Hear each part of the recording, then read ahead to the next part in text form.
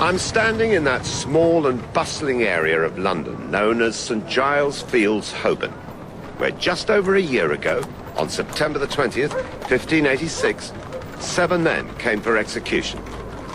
Standing here now amongst the traffic, the surging streets, the businesses, you'd be hard put to imagine that afternoon when the men, strapped to carts, were dragged to a specially erected scaffold where they were to die for a crime which, had it been successful, would have changed the course of English history.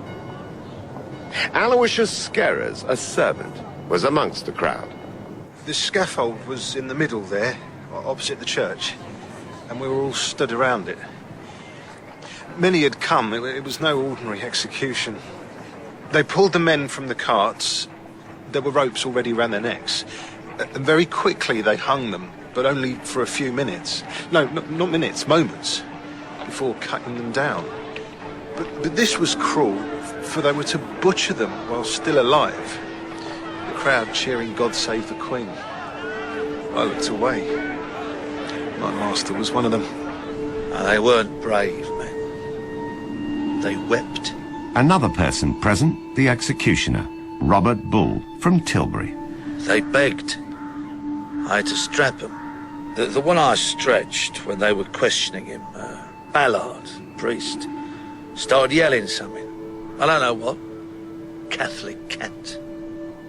The execution was a statement of resolve from a state to its people. He was shaking like a leaf. I cut them down, bowed them one by one, then cut off their privates and showed them before tossing all into the brazier. I screwed my eyes up, but I heard their shouts, the screeching, barely human, you wouldn't think, going up into the air like strange birds flying. The smoke in my face, I can still smell. Anthony Babington was the second man in line to suffer that day. An aristocrat in his mid-20s, a tall, pale man with the look of a boy still about him. Mr. Bull heard him murmur over and over, Passe mihi, Domini Jesu. pardon me, Lord Jesus. The crowd murmured. They'd seen suffering before, but not like this. I was told, let their screams deter any other plotters who are like-minded to kill the Queen. I wasn't the only one who lost a son that day. But I had to come to watch. Mistress Bellamy, a widow of Harrow. My wish for revenge was punished in me that day. Oh, Jesus, have mercy. And watched them, though felt no pity. Only something in me like an animal that stares coldly at the pain of others, seeking in it some relief that does not come. One man couldn't come. I wouldn't have gone anyway. Amongst that rabble, of course not. Thomas Salisbury, close friend of Anthony Babington, himself awaiting execution, granted me a special interview the night before he died. I will carry Anthony Babington in my heart for eternity. I would have taken him away from it if I could. In my thoughts, we go abroad as we intended once and find a place bright and warm where we might sit and talk and drink as we used to. We were all Catholics under Elizabeth, all persecuted, all denied Mass and the sacraments, our priest imprisoned, tortured. Is it any wonder a plot came about? But he was never its leader. We will examine how the plot first started.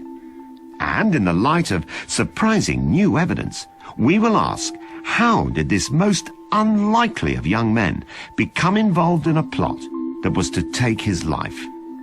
He shouldn't have been there. He needn't have been. I'm sorry, do you mind if we stop a moment? Anthony Babington was born the son of a landed family in Derbyshire. A member of the Inns of Court, he led the same life as many other wealthy young men in London, with neither care nor responsibility. He was a Catholic, although not an ardent one. One evening, A newcomer appeared amongst the group of friends who regularly met for supper. John Ballard, priest. He said he'd just come back from Paris. He began immediately. What were we doing for the cause? Why were we wasting our lives? We were ripe for guilt. Don Bernardino de Mendoza, the Spanish ambassador in Paris, remembers a meeting with Ballard. He sits down, doesn't pause for breath, and out it comes. He wants to return to England and put Queen Mary on the throne. I listened. I don't know why. I had a coin for every plotter I'd had in here. But Thomas Salisbury has a different story. Ballard said the Spanish ambassador in Paris had promised him an army which would invade if he gathered around him a group of like-minded Catholic gentlemen, yes? And we realised we were the Catholic gentlemen. Oh, they were regulars. The landlord of the Plough Inn, Master Blunt. 4, 5 of them. Sometimes more, sometimes less. We talked about fashion. We talked about love. We talked about plays, and occasionally, once we'd drunk enough, we talked about how to assist a Spanish invasion of our country, and Anthony and I, when we were walking home, we knew it was absurd. I never minded what they were saying. Gentlemen in their caps. I didn't listen. Ballard egged them on. "What are you doing?" he'd say, and they'd look at each other. "We must act for our religion," he kept repeating. And Babington was impressed? No, he was bored. Anthony wanted to talk about what he'd seen that afternoon at the theatre. When Ballard joined us, everyone had to look solemn and responsible. Motto, never sup with a priest. Then Ballard disappeared back to Paris. The second visit from Mr. Ballard, yes. This time he discussed how to put Mary on the throne while it was already occupied by somebody else. Bit of a problem. Elizabeth was adored. You didn't advise him? Good God, no. I couldn't get involved. So what did you actually say? I didn't say anything, I waited. And then he comes out with it. He knew someone who would be willing, that was the word he used, to kill Elizabeth. I was shocked. Because you hadn't heard such a thing before? My dear boy, there are more assassins on the route back than you can throw a stick at. Ballard came back in May. He called on Anthony immediately. Babington's servant Aloysius Skerries. My master was about to go out for the evening. He stopped and turned. Ballard was attracted to Anthony. He found his reluctance a challenge. In a great loud voice, we could all hear him saying, 60,000 troops I am promised. Anthony wasn't interested. At this stage. My master called for a drink, and the door was half open. The priest still talking. He didn't stop when I came in. I heard the words, ready to invade in September. I told the authorities when they asked. My master was against it. I heard him. He said the state was too stable to be overthrown and Queen Elizabeth too popular. But then Skerries heard the words he wouldn't forget. That difficulty will be taken away, the priest said.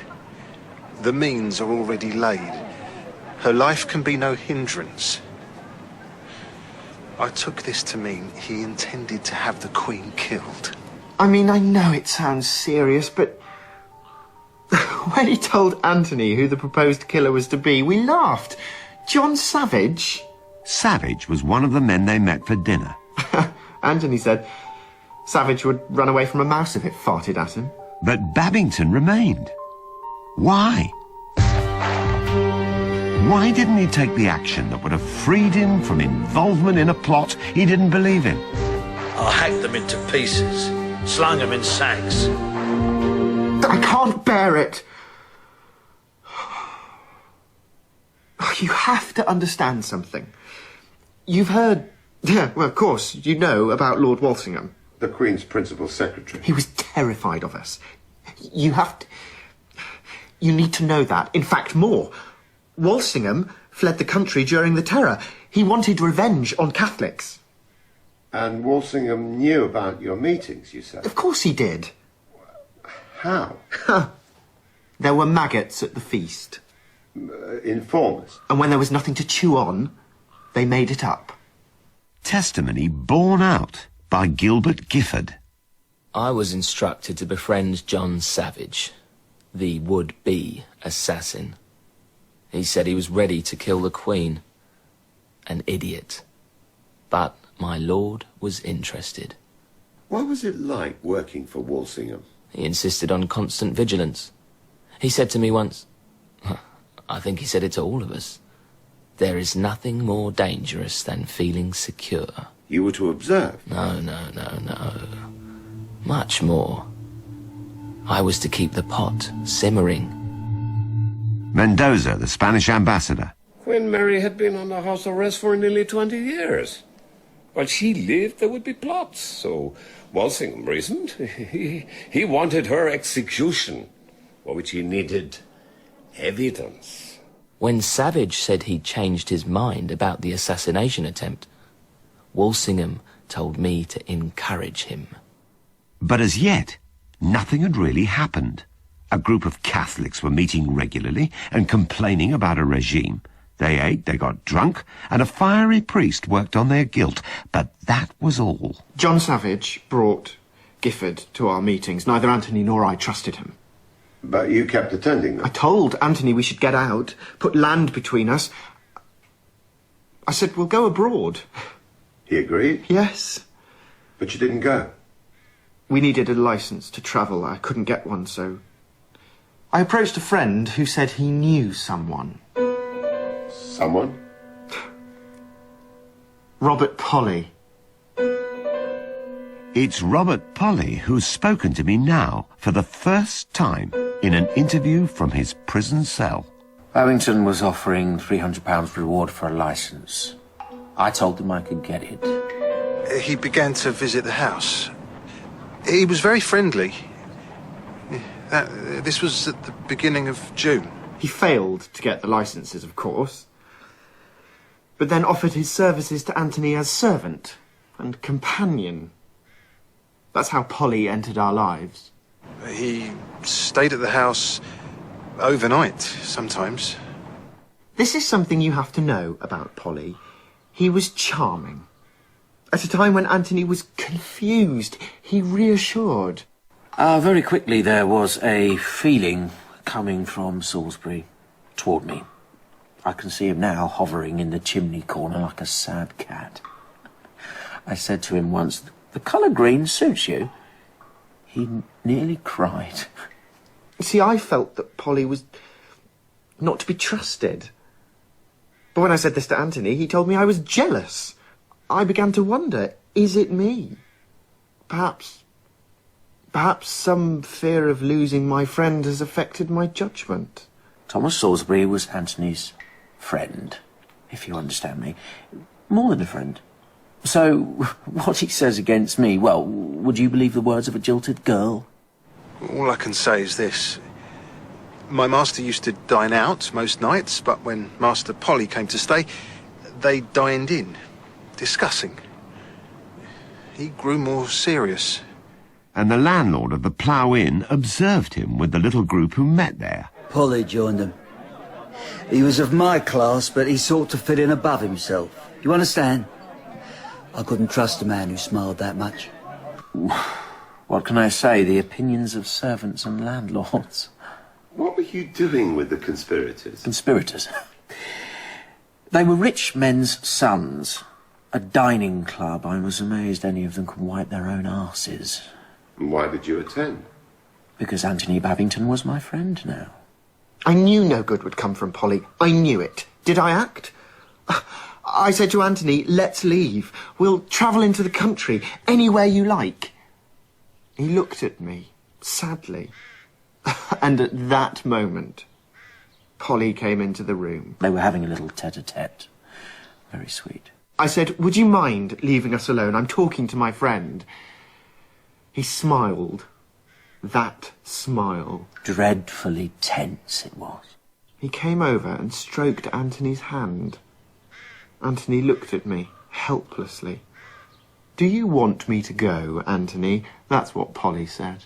And Anthony replied, "I have no secrets from my friends. If you don't like it, Thomas, you can leave." Oh, you should have seen the look on Salisbury's face. I didn't see Anthony for a week or two after this. Yes, I was hurt. And then I saw him in the street. Master Salisbury used to wait outside the house. Very sadly. I followed him. He was with Ballard. I demanded to speak to him. He greeted me with such warmth. News, he said. He had good news. "I've written a letter." A letter? This chill came over me. Yes, the letter. The letter changed everything. Babington's words are spoken by an actor. Most mighty and most excellent, my dear sovereign lady and queen. The queen he was writing to wasn't his sovereign Elizabeth, but her cousin Mary, the Catholic queen, being held at Chartley House. I have been visited by a man named Ballard, a man of virtue and learning, totally committed to the Catholic cause. He reported to me great preparations abroad for improving the state of affairs in England. I considered how I might risk my life to save your majesty. I imagined how I might rescue you from prison with the help of my friends. I am certain this can be done. This was not my friend talking. England must be invaded. An army assembles abroad. We must decide which ports they might use, where they will be met and joined by our strong and gathered forces. I feel this is possible along with your majesty's rescue. Why had he done this? I wanted to shake him. Anthony, what have you done? At the same time as the above preparations, we must organize the death of the usurper. Delay is dangerous. We only wait your authority. I begged him not to send it. I said, "Anthony, consider what you're putting your name to. Polly made you do this." He walked away. He walked away from me. My master was in a terrible mood when he came in. He even shouted at Master Polly, which I'd never heard before. Though Master Polly quickly calmed him down, he had this way with my master. At dinner, everything was sweetness again. You're saying you didn't influence Babington to write that letter? Why would I? Did you try and dissuade him? Did you? No. So you knew the letter was dangerous? Why? It implicated him in a plot to kill Elizabeth and to welcome a foreign army into the country. Wouldn't you say that was dangerous? Only if it got into the wrong hands. But it did get into the wrong hands. My name is Mason. I'm a brewer from Stoke-on-Trent, which you may have heard of. I used to deliver barrels of beer to Sir Amyas Paulet's house, Chartley Hall, where they kept the Catholic Queen, Mary. A man came to me. He said the Catholic Queen wished to convey letters out of the house and receive them too, which she couldn't do. He said he wished to use my barrels for this purpose. I said, certainly. How much? It meant a very great deal to Her Majesty. Claude Now, Mary's French secretary. Without the beer barrel post, she would have been completely isolated, which she could not bear. It worked smoothly? It wasn't safe. It was never safe. The whole thing was my idea. Gilbert Gifford, spy. I got the brewer to take the letters in, wrapped in a little leather pouch. Brought them out same way. Very smooth. Lord Walsingham had sight of everything from the beginning. There were one day when I was given to understand the letter I was delivering was of special importance. I am to wait by such and such a tree. It was raining. The horse were getting wet, not liking it. I waited. Eventually a man rides up. He says, the letter. I want to borrow it for a while. I'll let a few raindrops fall. I'm a friend of Gifford's, he says. I sit there as though I haven't heard. Here's gold, he says. I hand it over. Wait here. Not very friendly. Well, the letter was in a code a child could break. Thomas Phillips, a cryptographer, also working for Lord Walsingham. 1 hour and I've read it, transcribed it, sent it on its way and returned the original. I will want sight, he says, of any reply. Gifford will tell you when. Then I see. I'm not working for the Catholic Queen, but for the other side. Does it matter to me? I delivered the letter to my Lord Walsingham myself, late evening. I waited while he read it. He has this way of completely withdrawing, his whole body bent over a document, his eyes eating the words. He stops, looks at me. He's excited, I can tell. There's moisture at the corner of his mouth. Well, I will need her reply. I can touch her now, but this isn't enough. Well, yes, my lord. In the morning? Now. 90 miles on horseback at night.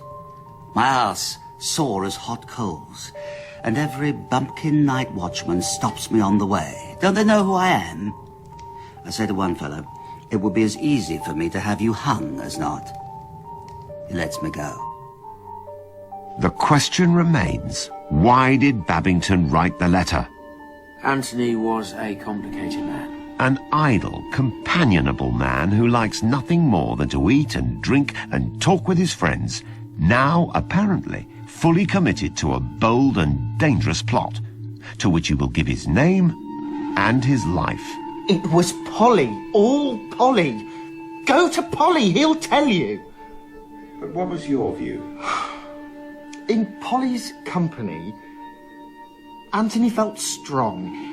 He was vulnerable, weak.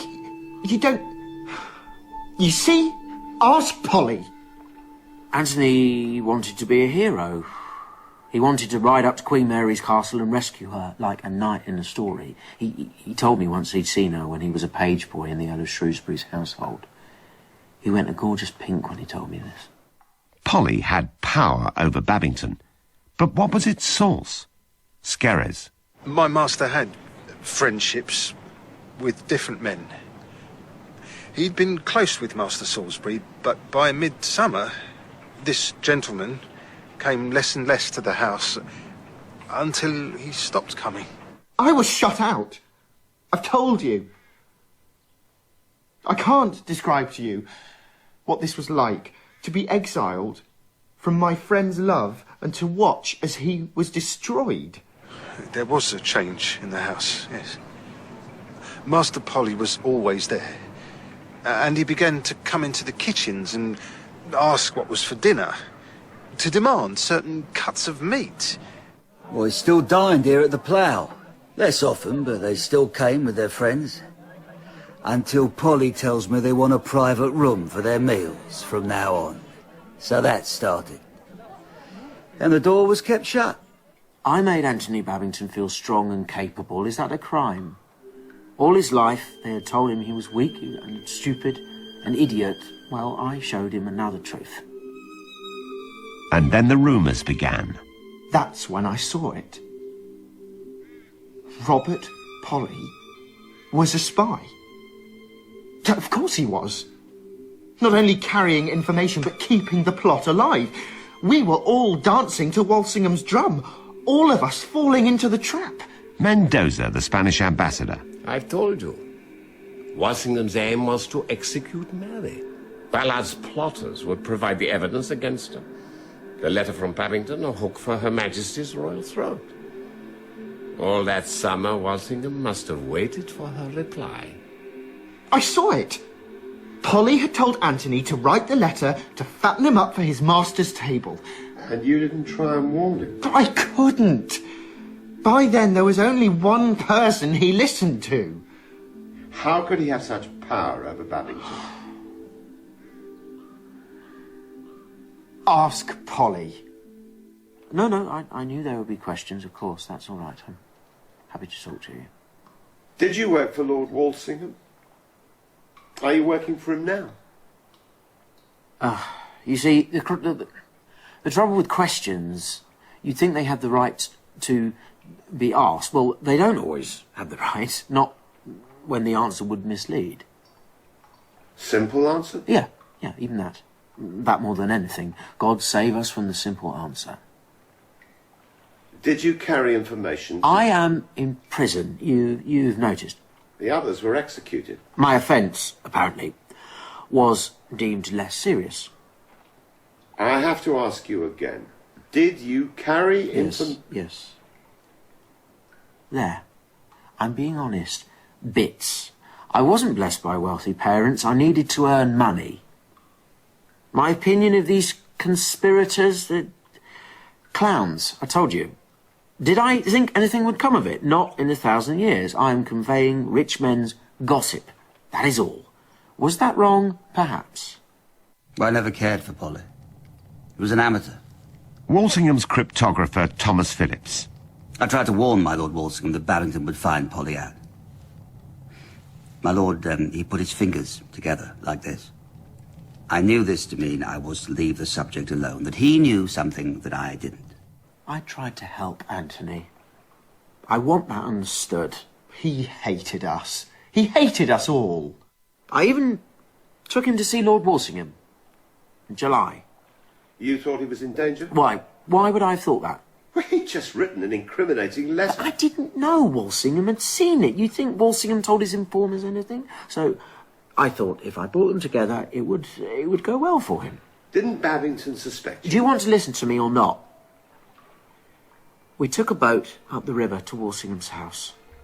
Sunny day. Anthony had this way of looking from underneath the brim of his hat. He fixed his blue eyes on me. Very, very light blue. I was squinting, trying to meet his gaze. I knew what was coming. I was at a disadvantage. He had a question for you. Yes. A question. I was looking into the sun. I knew what I had to do. Stare back. Because when a friend accuses you of something, you have to look at him and make him see what's at stake. What was at stake? He began by asking me how I was so close to Lord Walsingham, but that was easy. I'd worked for Sir Philip Sidney, and I said I'd come to Walsingham's attention this way. But this wasn't the question. He said he knew that many Catholics were suspicious of me. Anthony's blue eyes looking at the water. Then I smiled at him. I touched his hand. I told him it was all in his imagination. What was at stake? Our friendship. Anthony was infatuated with him. Obsessed. I had every hope Walsingham would take him into his care. Anthony was willing to give information, you know that. Against the other conspirators? Yes. I won't be believed. Polly delivered him to his master. It wasn't Anthony that Walsingham wanted. Walsingham played a complicated game. Philip saw this at first hand. Oh, yes. Always. He had to. Babington's letter was in his pocket while he interviewed him. I think he enjoyed this kind of thing, but my lord was agitated, gathering the strings into a knot, knowing when to pull. Not too soon, not too late. Very delicate work. Walsingham waited for Mary to reply. I advised the Queen against it. I mean, who was Anthony Babington? She wanted to reply immediately. Of course, she felt trapped. I counseled caution, no good. This offer was what she had been waiting for. So she began with my reluctant help and wrote her a letter back and sent it off to Babington. July the 17th, 1586, the brewer Mason was stopped on his way out of Chartley Hall. The thin gentleman I'd seen before came riding up. Well, I was excited. Here it was, all tied up in a sweet little bundle, a love letter. He gave me twice the money I was expecting, so I thought, it's important then. Phillips took the letter to a nearby lodge. It was clear to me more or less immediately that this letter contained all the evidence my Lord Walsingham could ever require. You drew a small picture on the envelope when you resealed it. Is that right? Yes. What was it? It's become quite famous. What? This. You drew a gallows. It's my little joke. No, my Lord Walsingham didn't make the arrests immediately. A wide net, letting them all swim into it before closing it. Precision work. You've got to admire him. Polly was informing to him all this time. And others. So why was Walsingham nervous? Well, he didn't trust Polly. Bottom of it, nobody trusted Polly. My lord feared the conspirators might just escape before he had enough evidence against them. You see the fineness of judgment. I could have done anything with him. You know how I know? Because he saw and he drew back. He knew? Oh, yes. Once I'm copying a letter of his. Can't remember what it was. Something of Anthony's. I'm copying it. I'm going to pass it on to Lord Walsingham. Nothing very significant. Anthony had left me alone in the house, you see. So there I am, papers spread out, ink, quill. Anthony walks in on me. I hadn't heard him. He looks at me, he sees what I'm doing, walks out. You're saying he knew you were working for Walsingham, and he stayed? That's what I'm saying. Did you know that Babington suspected Polly? He didn't suspect him. If he'd known about Polly, he wouldn't have stayed with him. No, he would have come to me.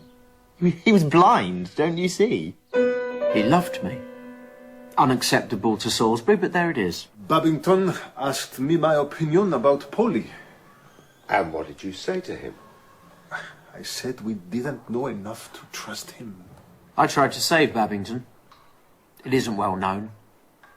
I'm in prison because of what I tried to do for him. And what was that? I went to Walsingham. I told him that Anthony Babington wished to inform him of a plot. You're saying that Anthony Babington... Yes, ready to inform. Because by then he knew it was a dream and he wanted to wake up. Whose idea was this? His. It was a hot day. We were in the garden. He said he knew it was the right time to act, that he had been misled, and that it was time. And you encouraged him? I sensed something was about to happen, yes. He was prepared to betray Salisbury? That is a fact. Walsingham said to me, bring him here on Saturday. On Saturday, I don't know why he said that. I said, best not to delay, my lord. Saturday. He said it again and looked away. What could I do? Why would Babington do that? I told you. It didn't work. I was too late. That Thursday morning, Anthony was asleep upstairs in my house. They arrested Ballard. We had a warrant from the Lord Admiral prepared. Master Casey was the Deputy Alderman of Aldgate. It was carried out fairly smoothly. Ballard began to shout. He got a bit excited. I had to smack him, quieten him down. Anthony heard everything. One of Polly's servants, Agnes Lauren, was there that morning. Yes, I heard Master Babington. He looked bereft, weeping, I think he was, and moaning and wiping his face on his nightshirt. He was calling out for Master Polly like a child after its mother. What will happen? What will happen now? He kept saying. Mr. Polly tried to calm him. I did what I could. He wanted to go to Walsingham to tell him now, to confess, all about Ballard's murderous plans, but we were too late. The arrest outside your house made it awkward for you. Yes, for all of us. With Babington? You still doubt me. I wanted to save the situation. For whom? I am in prison for what I did. You went to Walsingham again. Even then, even at that point, I tried to save the situation. I was thinking if Walsingham removed Ballard from prison as though he were being let go, as though he'd made a mistake, and then keep him somewhere out of it, then you see the other plotters, wouldn't flee, and Walsingham might arrest them all and be satisfied with the haul that he'd made. And allow Babington to go free? That was my hope. I said to him, stay here. If you run, you'll look guilty. They'll arrest you. Stay here. He trusted you? Why shouldn't he? I took him in my arms. He was trembling. I said, I'll come back for you. Your intention? To return. I always intended to return. He's a liar. He was a spy. He lied from start to finish. Anthony was infatuated with him. You see the extent of it now. Well, there seems little doubt that he knew Polly was working for Walsingham. No! He would have come back to me. Wouldn't he? Salisbury told us you blinded Babington by some sort of magic. He knew what I was. He left Anthony there and never returned. I was arrested. What does that tell you? I was thrown in the tower. Walsingham took him out of the way. That's what happened. His man. As soon as he heard of Polly's arrest, Babington wrote him a letter. Again his words are read by an actor. Robin, I am ready to endure whatsoever shall be inflicted. Proceedings at my lodgings have been very strange. I am the same I always pretended. I pray God you be, and ever so remain towards me. Take heed of your own part, lest of these, my misfortunes, you bear the blame. Farewell, sweet Robin, if, as I take thee true to me. If not, adieu, the wickedest of all two-footed creatures. The furnace is prepared wherein our faith must be tried. Farewell till we meet, which God knows when. Thine, how far thou knowest, Anthony Babington.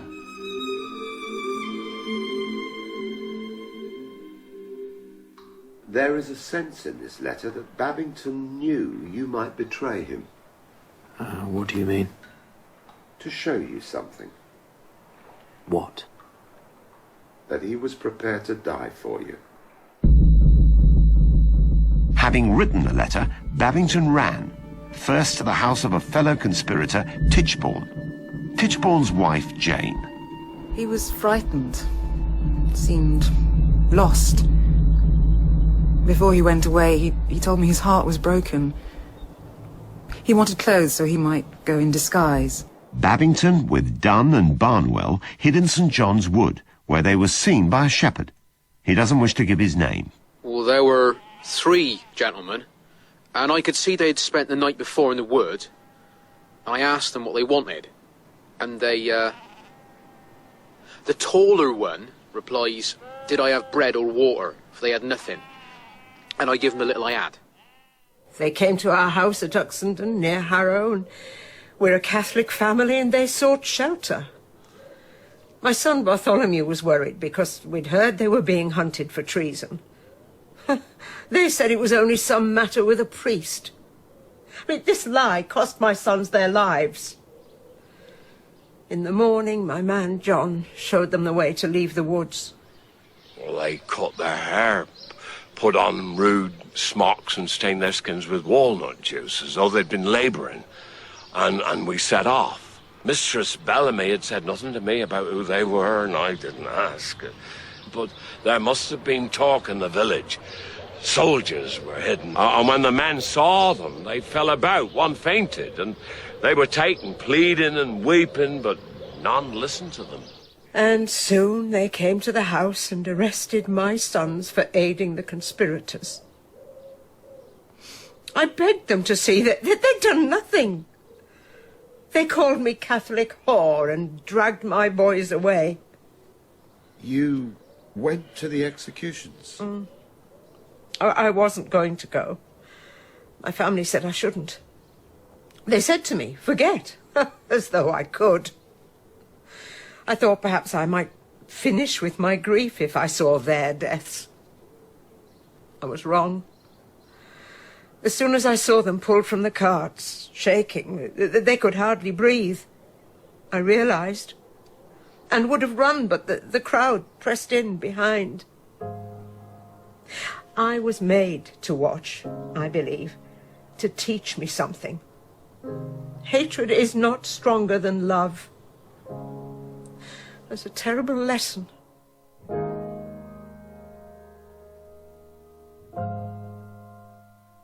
Robert Polly was taken to the Tower on the 18th of August. Was he lover or traitor? Isn't it obvious? He fled the scene and was taken into custody to make him seem innocent. He's not going to end his days on a scaffold. But Lord Walsingham didn't trust Polly, as I say. No more did I. Why was Polly arrested? My Lord Walsingham felt he'd grown a mite too close to his subject, Babington. Felt it better to get him out of the way before the arrest started. Master Babington and Master Polly were talking in the garden, and Master Polly was saying, wait here till my return. And Master Babington almost whispered, said, Robin, I will wait for you until kingdom come. I remember, and he was crying, and Mr. Polly holding his face in his hands. Until death. His words. I've received a paper written in Lord Walsingham's hand. It is a list entitled Questions, whereof Polly is to be charged. The first item is this, that he had conference with Babington apart, a little before his departure. This implies that Walsingham felt that Polly might have warned Babington. You see? You see? They won't believe me. 5 months after, Walsingham got his prize. Mary's head held up, not so much to let the crowd see her, as to let her see the crowd. Her lips were still moving. Pace mihi, Domine Jesu. Salisbury went to his death the following day. Will I see my friend? I hope so. And have I learned something? That hatred is not stronger than love, perhaps? I will take him in my arms and say, Anthony, we are together now. And I will see his smile, from which I have been too long separated. And we will embrace. Or that we take our necessary lies with us, all the way to the grave. So he died happy. Is that what you're saying? I'm delighted for him. I've put my side of things, I think. Was there anything else?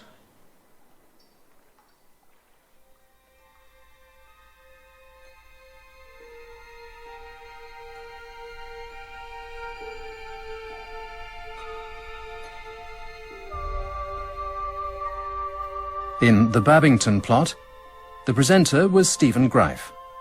Robert Polly was played by Bern Gorman, and Thomas Salisbury by Samuel Barnett. Aloysius Skerres was played by Chris Pavlo. The Executioner Bull, Stephen Critchlow. Mendoza, Malcolm Tierney.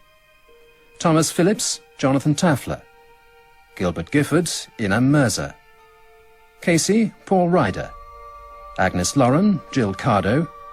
Jane Tichborne, Janice Aqua. The Shepherd, Dan Starkey. And Mistress Bellamy was played by Marlene Sidaway. Other parts were played by members of the cast. The Babington Plot was written for radio by Michael Butt. The director was Sasha Yevtushenko.